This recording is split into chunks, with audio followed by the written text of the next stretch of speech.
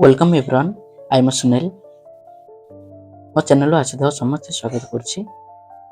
आज गोटे टॉपिक नेबा किपरि हमर पाठ मन रहने पाठ मन रखिया कौन करबा उचित।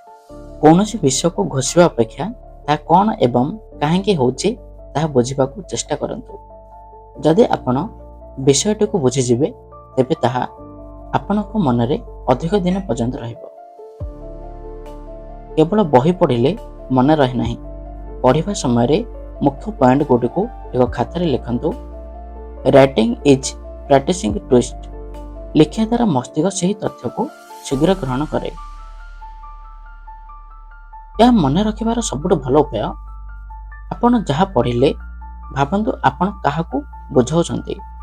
जदि आपण जणे छोट पिला को सही विषयटी सहजरे बुझाई पारुछंती तेबे जानिबे आपणकर सही विषय संपूर्ण ज्ञान हो जाइछि। आमे जहाँ पढ़ू 24 घंटा मध्य भूलवा को आरंभ करूँ। तेणु पढ़िबार 24 घंटा पर थरे रिवाइजन करंतु। तापरे 7 दिन पर थरे शेषरे 1 मास पर आउ थरे देखि नियंतु। एक संगरे 3-4 घंटा पढ़ंतु नहीं। यह द्वारा मस्तिष्क थकी जाए। 25 मिनट पढ़ंतु एवं 5 मिनट विश्राम नियंतु।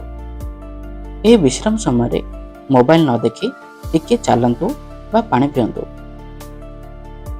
मन रखियार शक्ति बढ़ावा पई मस्तिष्क को विश्राम दरकार।